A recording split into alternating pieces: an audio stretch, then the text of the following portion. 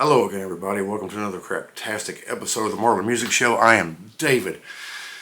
Hope you're all doing very well out there today, no matter where you are and what you are doing. And today we're going to do something that got announced last week, a little take on it. And for my intro, I'm just going to say two words. He's back. Let's go. Yes!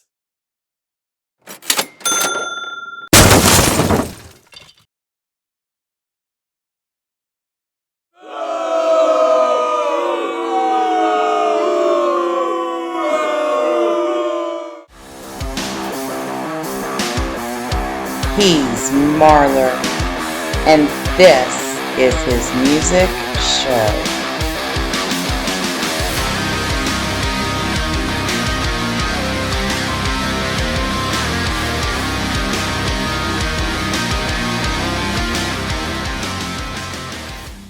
So, in case you are a Dream Theater fan that has been living under a rock the past 5 days, you have probably heard by now that Mike Portnoy is back in Dream Theater.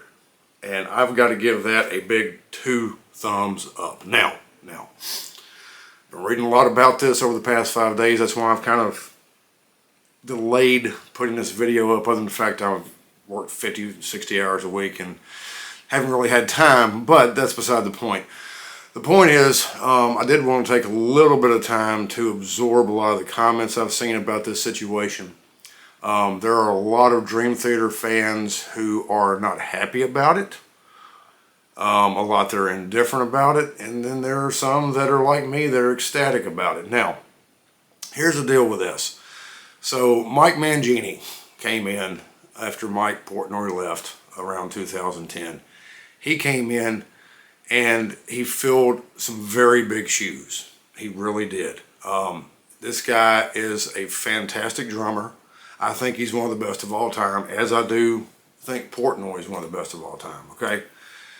But Mangini comes in, you know, he had been in Extreme for about 5 minutes and done a lot of other stuff. But he came in and filled a role that was going to be very hard for any normal, whatever that means, drummer to fill. But he came in and did it pretty damn well. Now, I've always said, and I did a video earlier this year about my top, I ranked all of the Portnoy Dream Theater albums as from my favorite to least favorite of the 10.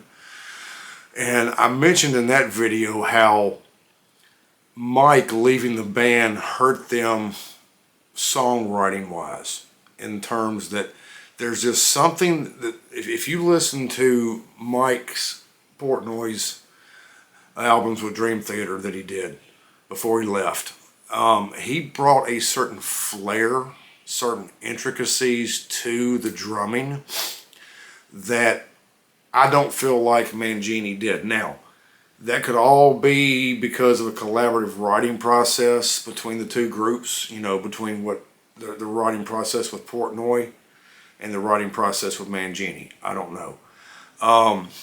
But he always had certain feels and certain things that he did at certain times that didn't necessarily make the song, but made the song better, in my mind.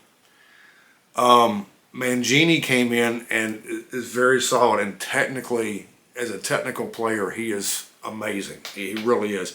And like I said, I was talking to some people this week. A best friend of mine who actually turned me on to Dream Theater many, many years ago. That, you know, is Mangini technically as good or better than Portnoy? It's possible that he is. Very possible that he is. However, I still say that there is that little intricacy that Portnoy does here or there, and the songwriting that they did together for 25 years or so, almost 25 years, that could not be quite matched with Mangini and the band, okay? Once again, guys, excuse me, I'm still getting over this cold thing. I'm feeling a lot better. So if I sniff a lot, that's what's going on. But so they put out 5 albums with Mangini. Dramatic Turn of Events, self-titled. the third one, the name's escaping me. Maybe because it's one of my least favorite Dream Theater albums of all time. So y'all help me out in the comments on this to remember what it is. And then they did Distance Over Time. And then they did A View from the Top of the World a couple years ago. And I've listened to all of them quite a bit, you know, about as much as I had at the time that they came out, the previous ones that they'd put out. And to me, A Dramatic Turn of Events is really good. And to me, Distance Over Time is really good, and by far their best album they did with Mangini. And in my opinion, it may actually be better than a couple albums they did with Portnoy, especially later on. But, and I know they won a Grammy with View from the Top of the World, you know, I get it. But to me, overall, the body of work with them, with Mangini, was not quite as good as with Portnoy. Now, here's the thing. So, moving forward, what's going to happen? They announced Mike Portnoy's coming back. You know, they're going to go in the studio, I think, either very late this year or early next year, start working on new material for a new album, which I'm very excited about. And I'm always excited when a Dream Theater album comes out. Even without Mike Portnoy in the band, I was always excited about it because most of the time they don't duplicate themselves. You're going to get something different from album to album. The two that were probably the closest in their career to being almost the same were maybe Train of Thought and Octavarium, but even those were kind of like this. So it's very exciting for me to think about this possibility of what this can be when the album comes out. You know, and it's one of those things where it could be anywhere from not good at all to okay, nothing better than they've done in the past 10 years, to really, really good and comparable to, you know, Train of Thought, Scenes from a Memory, you know, pick an album from them from the early days. It could fall along that spectrum anywhere. We just don't know. And I think that's maybe a lot of what is driving some of the negativity or, you know, a little bit of skepticism, is that the fact that, you know, they have kind of leveled out with Mangini in the band, and you've kind of not necessarily known exactly what to expect. You know you're going to get something pretty solid, you know, not great in my mind, but pretty solid. You know, it was going to have the Dream Theater sound, yada, yada, yada. So we'll see how that pans out. There's also speculation that this is happening because they are gearing up for a kind of farewell type situation, whether it be the next year, 2 years, 5 years, whatever. I think that might be a decent possibility. You know, to me, the weak spot in that band has always been not on albums, because a lot can be done in the studio to make stuff sound better. But as far as live performance, their weak spot, and this was even back, I was going to say 15, 20 years ago, 20 plus years ago, is LaBrie's voice. It can be nights spot on. It can be nights you're like, ooh, what was that? And then it can be just kind of okay. So, but as he's gotten older, and I believe, if I'm not mistaken, he is a few years older than everybody else in the band. I think he's in his early 60s now.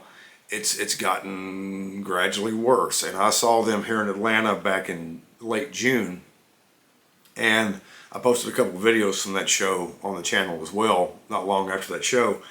And the vocals are just not great. You know, his voice is kind of strained. You know, and there's they released a live CD from Distance Over Time tour. They did all of Scenes from a Memory, and his voice just isn't up to par. Now that's expected. He's 60-something years old. It's going to take, you know, strain over the years, because they're a band that's always done album tour, never really taken any substantial time off. So he's always using that voice, and over time, it's going to wear on you. I get it.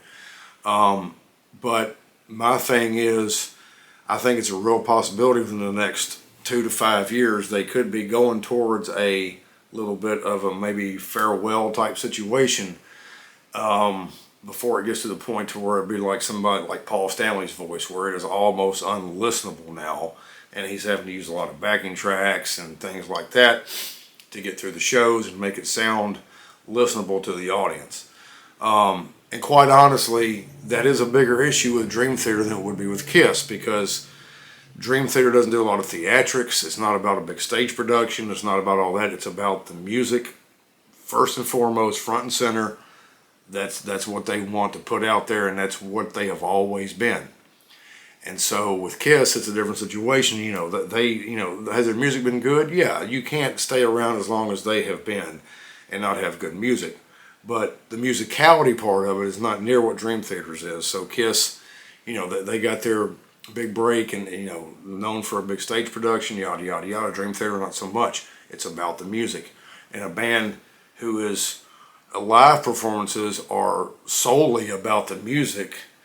You can't have a lead singer up there that's sounding like shit for very long. Even though it might not, the age might not affect Petrucci and My Young and Portnoy and Rudess as much, it's going to affect LaBrie because he has the most delicate instrument in the band, right? So that's a very good possibility. And so the question becomes, why? But why? There was friction apparently between Mike and some other members of the band. I think it was mainly between him and LaBrie. Who knows? I mean, the story I had when I found out about it was that Mike wanted to take a little break. He was tired of the tour album, and nothing in between to kind of reset. And Dream Theater has been one of the bands in their history where, they're not a household name. You're not going to blurt them out to somebody from the general public and then go, oh yeah, don't they sing this or this? And that's not going to happen very often. So they had to keep putting out albums and going on tour to keep their name out there and keep a fan base, and hopefully that's the way they get new fans to them, yada, yada, yada. So that's the story I got, and they were like, no, we're going to keep doing it, whatever. And so he was like, well, peace out. That's what I heard. Brought Mangini in, they've come up to this point, and so now it's like, all of a sudden, he's back. And now, is it all of a sudden? No, I don't believe for a second that they just called him up one day and said, hey, you want back in the band? Come on, brother. I don't think that's how this went. I feel like this was a situation, because there have been posts on Facebook and Instagram over the past several months. He'd shown up to a few shows to end of their tour. Him and Petrucci hanging out a little bit, that kind of thing. So I think this has been in the works for quite some time. How long? Who knows? A year, maybe a little longer. Who knows? I don't know. I know Mike has had a few things going on. He did a new Winery Dogs album earlier in the year. They went on tour for a while. That's been about all he's doing for the most part. Sons of Apollo hasn't done much lately. He left Adrenaline Mob several years ago, which I thought was a shame. And I thought Adrenaline Mob, fantastic band. But so it seemed all of a sudden, but I feel like it's probably been going on for a while. So, it all comes down to, I think this is a lot of people's problem with this. We've had 13 plus years of Mike Mangini and kind of semi-knowing what to expect. There being some solidarity there being some consistency, whatever, however you want to word it. To now, this is kind of putting things back into the unknown a little bit.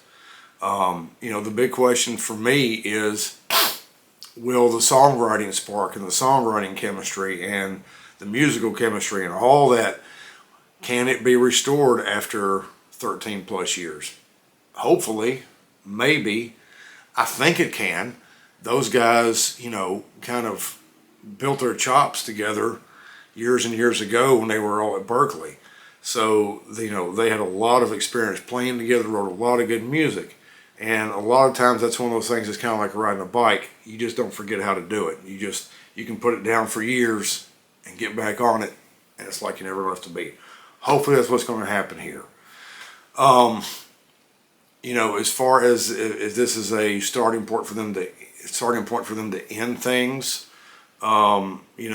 like I said, I think that's, with or without Mike Portnoy, I think that's something that's on the horizon anyway. It's going to be happening within the next 5 to 10 years. My guess is closer to 5. And so, if you're going to get him back in the band, this is the time to do it. It honestly is. It makes sense to do it now because they're done with their tour, yada, yada, yada. Let's just go ahead and shake this thing out, ride it out, and see how it's going to be. And then there's the question that I've seen about how is he going to do playing Mangini's parts live. The answer to that becomes another question. It becomes just not of opinion, but is it factual that Mangini is a better technical drummer than Portnoy? And so if he is, Mike might have some trouble. I don't know. If he's not, he still might have some trouble because all musicians have intricacies in their playing that most other people can't replicate. And so there may not be any different here. My thing is this. First of all, I don't think they're going to do a lot of post-Portnoy songs in their set list when they go out on tour. Again, I could be wrong about that, but I don't feel like that's going to happen. Secondly, even if they do, Portnoy's good enough to where he's not going to destroy it. He's not going to play the parts and you're going to be like, what the hell did he just do? He just fucked this up. Well, that's not going to happen. He's good enough to where he can make it work. And that's the bottom line. Just like Mangini was good enough to make Portnoy stuff work. It may not sound exact. There may be a few intricacies. I've probably used that word 20 times in this video already. But intricacies that he might be able to replicate, but he's not going to screw it up. And so I think that is a concern or question that really shouldn't be, because I just don't see that happening. And then for me, my biggest question, because I hope and pray that I'm fortunate enough to see them reunited. I've seen them 3 times. The first 2 was those guys, and then I saw them once with Mangini last year. Is how much of their old stuff are they going to do? How far back are they? Because I know they do quite a bit of their old stuff still, but certain stuff they don't do. I am dying to hear, there's so many songs, man, like The Glass Prison, As I Am, Honor Thy Father, which they haven't done hardly any in their career that I can remember or have seen anyway. Voices, just, I could sit here for 10 minutes and list songs I'd love to hear from that period for them to do. And that's my biggest question, and my biggest thing that I'm curious about is how much of that are they going to do? How far back are they going to do? They've got the anniversary coming up of I think it'll be 20 years of Train of Thought coming up pretty soon, and I would love for them to do a tour and kind of base it Iron Maiden style. Iron Maiden's been going on certain tours of we're going to celebrate this album and play a lot off of that. I'd love for them to do that with Train of Thought. And be like a total old school heavy set list. Here again, they're getting older, so the heavier stuff they don't always do a lot of lately. Can they handle that? That's another question. What's the set list going to look like? They've got so much stuff that they could play. And Dream Theater is one of those bands who they don't have a lot of hits, right? So you go to one of their shows, and it's not like they've got a group of every tour. You go see certain bands, and every tour you expect to hear these 5 to 10 songs in their set list. Dream Theater's not like that. They don't have a lot of hits. Their biggest hit was Pull Me Under. They don't play it a lot. And I say a lot, I mean tour to tour, right? So they've got so much material they could pull from and pop here and pop there and just change it up. It's going to be very interesting. I'm very excited about it. Like I said, I hope I'm fortunate enough to be able to see them on whatever tour follows all of this with Mike, and be able to hopefully, see a lot of songs that I've loved for a long time but I've never seen them do live.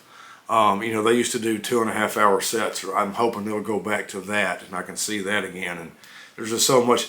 Anyway, I'm excited about this. From what I understand, Mike Magini has been very, very humble and just been totally classy about the situation, regardless of whether or not, I've even seen speculation, well, he quit the band, and I don't think he quit. I think this was a decision made by the other four to bring Portnoy back in, and he has stepped down graciously.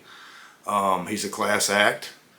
He'll find something to do. I guaranteed he'll find something to make money and keep his career going. Not worried about that at all. And as a Dream Theater fan, I want to thank him for stepping behind that drum kit and filling in those shoes pretty damn well and keeping that band on track. Because he has. And because when I saw them live back a few months ago, it was great. It was fantastic. Sans LaBrie's voice, where it was kind of up and down and in and out, musically they were incredible. Incredible. In fact, it's had me, like, since that show, I've listened to Dream Theater for like 2.5 months after that. That's all I'll listen to. And then I've been going back and forth between them and some other bands, anyway. So, yeah, he did a beyond admirable job. He did a fantastic job. And so I appreciate him for doing that. And, as he stated, keeping the drum stool warm for Mike. But quite honestly, regardless of what you think about, I know people think that Portnoy is an egotistical ass and this and that and the other, and he may be. And part of that, I think, if he is, it's kind of what brought a little bit of that to the band that he brought into songwriting. But this is where he belongs. He belongs in Dream Theater behind the drum kit. Plain and simple. That's where he belongs. And if everybody's okay with it, if this is what they want, this is the way it should be. And if this is the way this band ends, that's the way it should end, with Portnoy behind the drums, because he's one of the biggest songwriters in that band for ideas. I haven't even touched on, and I'm probably making this video longer than I meant to, but that's fine. I haven't even touched on the fact that I would love to talk about what their set list would be. I would love to see them do the 12-step suite. Would be awesome. He wrote most of that, or had a big part in it. It was about him. I would love for them to see it. This gives them the opportunity. It would not have made sense for them to do that with Mangini behind the drum kit. Now that he's back, it makes all the sense in the world for them to do that. That would be great. This is where he belongs, guys. It's like any other band that had a real classic lineup with original members in it that were the foundation of that band. This is where he belongs. Ace and Peter belong in Kiss. They do. Hasn't meant to have been happening. It's just not going to happen. It is what it is. That'd be a fantastic end for that band to have them back for a future. Not going to happen. And you look at a lot of bands that have given it up or given it up. They don't have some of those members in the band. The Eagles. Glenn Fry passed away, right? He's not going to be there for their end. It's a shame. Skinner, we won't even get into that rabbit hole about what's going on with that situation. But, and Dream Theater is not a band anywhere on the popularity level of any of these bands. But I think every band wants to go out with their best lineup. And may get some flack from saying this, especially among a lot of the Dream Theater fans who are not happy about Mangini leaving. I think this is their best lineup, with Portnoy behind the drums and the other four. Plain and simple. I think it's a great thing. I think it can produce hopefully a couple really good albums moving forward that we can remember how great they really were back in their heyday, and hopefully their live shows were reflected as well. So that's my take on it. He's back. He's back. Like it or not, love it or not, Mike Portnoy is back in Dream Theater, and I, for one, think it is fantastic. All right, so you guys, tell me what you think about this. If you're a big Dream Theater fan, what is your take on Portnoy being back in the band? Like it, don't like it, somewhere in the middle, don't care, you just want to see him move on? Tell me. comments, tell me. We'll have a conversation about it. Some back and forth between us, between other fans, between other viewers. I love, absolutely love. So comment, let me know what you think. Before you comment, do me a favor. Like, subscribe, ring the notification bell so you'll know when new content comes out immediately and you can watch it. And if it puts you to sleep, hey, I've done my job, guys, all right? So that's what I've got for today. And so I'm going to sign off of here.